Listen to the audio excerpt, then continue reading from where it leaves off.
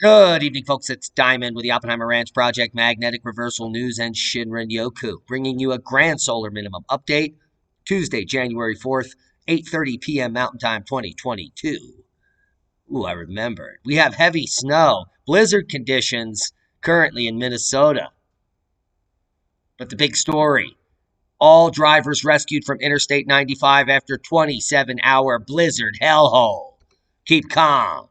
It's boom time. And that hellhole, well, is opened up into another hellhole. The battle bailout traffic jam on Route 1. Can you believe a 48-hour period, 27 hours, people were stuck on a highway right outside the capital of the United States of America, including a senator? Totally embarrassing. And many of the people, well, they just were not prepared.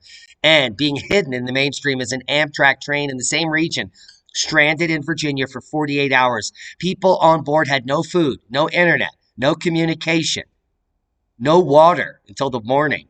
Can you imagine that? Welcome to the grand solar minimum. What a nightmare. Near blizzard conditions expected near Lake Superior as winter storm moves in Tuesday night. Winter weather advisories are in effect through Wednesday for much of the state. We'll get to those in just a moment. Say it ain't soda. Blizzard warnings issued for Olmsted, Dodge, Mower, and Fillmore counties in Minnesota. It is soda. And there are more blizzard warnings up, dozens now. Western Washington is well likely to see another round of snow on Wednesday, and continued snow for Washington for days, piling up into record proportions. Possible Connecticut nor'easter, heavy snow could start Thursday night. Arctic blast to follow. Heads up. It's moving right up the spine of the same storm, traveling a little north, bringing more heavy snow to the mountains of West Virginia, and this time maybe southeast Pennsylvania, North Jersey, and the rest of New England, including the big winter chicken dinner, 6 to 12 from Portland North in Maine. Could be insane. It's not as insane as the Florida Panhandle, which goes from 75 degrees to snow flurries in 12 hours in a wild weather shift. Grand solar minimum much? Do we see a pattern here? Coast rain and mountain snow continues in the northwest. Blizzard conditions in the northern plains, eastern storm. Thursday, heavy coastal rain and snow melt may bring riverine flooding, while heavy mountain snow continues in the northwest U.S. into the northern Rockies through Friday. Winter storm watches and warnings up, flood warnings and watches on the coast, and those will remain for days. Mark my words, blizzard conditions will be in place tonight across the northern plains, with widespread snow and gusty winds expected across the Great Lakes. On Wednesday, a winter storm is possible Thursday from the Tennessee Valley into the northeast in the same region that just got hammered. So heads up there. Top Nuts boyhood home could be buried. People are saying, who's Top Nut? Here's the GFS model. Let's take a look. Let's just move it through day by day for you. Here's your Tuesday into your Wednesday. So most snow is going to be happening here in Washington, especially in the southern mountains here, 14 to maybe 16 inches falling in the next 12 hours as that blizzard doesn't drop a lot of snow, but moves east, potentially crippling, well, the upper portions here on the Great Lakes there near Superior. We have more snow moving in the northern Rockies as that system develops. Take a look here, Thursday into Friday, and moves up in that same corridor where the last system just dumped snow, right here in the Delmarva in southern Jersey, showing the highest totals currently. So heads up to those regions. And we're just moving you through January 8th there. We're going to bring you over to Europe because we haven't shown a European model. But the UK, Scotland, and Ireland showing snow. Ho, ho. Before the weekend. All falling Thursday, Friday into Saturday. So Scotland, the big winner. Northern Ireland picking it up. And even the northern UK picking up some significant snow on the western coast. And the Alps are going to be finally picking up some heavy snow as, well, heavy snow moves into, take a look at western Russia there. And Norway is literally going to tilt the earth. Look at the snow pile up in Norway. It's going to be meters deep by mid-January. Look at that up in the north. Absolutely insane. USGS reports the 8th earthquake in a week near Elgin. What is going on in South Carolina? Well, one Midlands county is starting the new year right. right where they left off in 2021. The Elgin area experienced yet another earthquake on Monday. The magnitude 2.53 magnitude quake at 5:50 a.m. was the eighth to be tallied since December 27th, 2021. Something is afoot in South Carolina. We'll keep a close eye on it for you. Seismic update. We have quakes in the Arctic. Big quakes in the mid-ocean ridge where Atlantis once was. In fact, the exact location there, just south of the Azores. And it looks like Hawaii's getting a little bit of a pattern there. And we've got a quake up in the Great Lakes. 2.8 in Timberlake, Ohio. I said it. Oh, and more frac quakes in Midland. To be expected. Crater horror. Man, 75 dies after plunging 100 feet into Hawaii's Kilauea volcano, and body is found 8 hours after he was reported missing. Albeit a little toastier than when it was first lost. The 75-year-old man has died after plunging 100 feet into Kilauea's volcano. The man, who has only been identified as a Hilo resident, disappeared at the Hawaii Volcanoes National Park late on Sunday night. Said he was going for a stroll. Perhaps. You can read it free. An enormous supervolcano may be hiding under Alaska Islands. Paper just coming out, and we'll do a podcast on that shortly. A mysterious, previously undiscovered supervolcano may be lurking beneath Alaska's Aleutian Islands and includes Cleveland, maybe being the edge of an ancient caldera. Very interesting here. Now, Cleveland is one of the most active volcanoes in the Aleutians in recent decades, so not to be taken lightly here. The new study suggests a wide crater created when a supervolcano exploded connects at least 4 existing volcanoes in the Aleutians.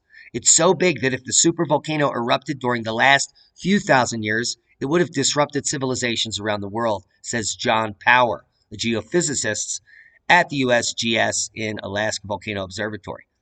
Power presents the findings at the annual meeting of the American Geophysical Union on December 7th, and we'll do a podcast on that. Click here and sign up at the AGU to get access to that paper yourself. Now, worldwide volcano news update. Nothing spectacular on the front here. We've got Nevados de Ruiz, Semaru, Sabancaya, Swanosima, Sangay, and really nothing spectacular out of the ordinary happening in the last 24 to 48 hours. Even over at the Reykjanes Ridge, seismicity is going quiet as we wait for a predicted eruption to emerge from the surface sometime during the 11th at the speed that the magma is being tracked. So that's a week or so from now. And as it gets towards the surface, we should see this seismicity pick up, I would imagine. Now, bolide news. Check this out. The Pittsburgh New Year's Day meteor explosion was equivalent to 30 tons of TNT, says NASA. If not for clouds, the half-ton fireball would have been easily visible in the day, maybe 100 times the brightness of the full moon. That is a boom to the Pittsburgh New Year's Day meteor that probably no one heard about. The loud explosion heard over southwestern PA earlier may have been a meteor explosion. This is the GOES 16 GLM total optical energy produced, shows a flash of quite a large scale, or a bolide. And if they make a reasonable assumption as to the meteor's speed, 45,000 miles per hour, they can ballpark the object size to about a yard in diameter with a mass of close to half a ton, the agency said. So big boom in Pittsburgh. And the boom was caught. Whoa!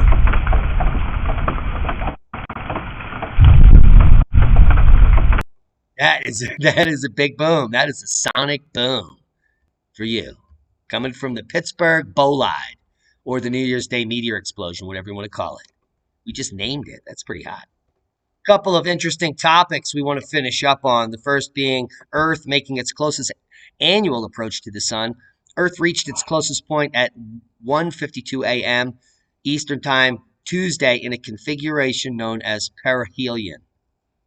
Now, Earth on Tuesday made its closest approach to the sun, an annual celestial event that happens to occur at the start of the new year. The planet follows an elliptical orbit around the sun rather than a circular orbit like Venus. This means that over the course of roughly 365 days, it takes Earth to complete one loop around its parent star. The planet swings through its closest point to the sun early in the year and then its furthest point later, months later. So there you have it. We've just reached perihelion. You missed it. But now you know about it. Now, mysterious footprints suggest Neanderthals climbed a volcano right after it erupted. Snakes slithered down, and other animals also did the same.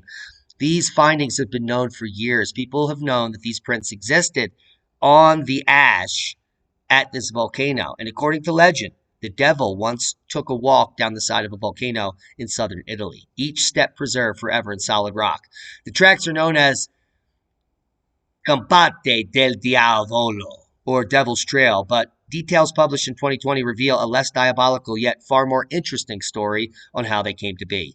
The mysterious footprints are well known to those living near Rocconfina, an extinct volcano in the southern Italy that hasn't erupted in tens of thousands of years. Well, and rightfully so, Neanderthal hasn't walked on Earth for 41,000 years. So, since 2001, researchers have sought to explain the dozens of impressions left by a small group of human ancestors and even a few animals snaking their way down the mountainside. But a paper published in January of 2020 suggested some individuals were actually heading back up the mountain after the eruption. For recent years, numerous expeditions have provided detailed measurements on a total of 67 indentations left by the scuffle of feet, hands, and legs, all divided across 3 distinct tracks headed away from the mountain summit. Thanks to the contributions of the team scientists across Italy, they obtained details and a further 14 prints, these even larger than others, some of which head up the mountain rather than down. There's your completely fascinating ancient history for the day. Just like in times right now where people run towards the eruption, they were doing the same thing in, tens of thousands of years ago. Now here, a little levity, 700 sheep and goats were arranged in the shape of a syringe to encourage vaccinations. Literally. 2022's hottest new illness is flurona. It is the combination of the flu and corona. In case you thought this year was going to get better, a pregnant woman in Israel just contracted the flu and coronavirus at the same time. 2022, welcome to flurona. My flurona. Boom to knowledge. Hope you got something out of the video. What a world we live in, where you just have to laugh at what the mainstream propaganda is pumping out, moment by moment, day by day, hour by hour. It is mind-boggling.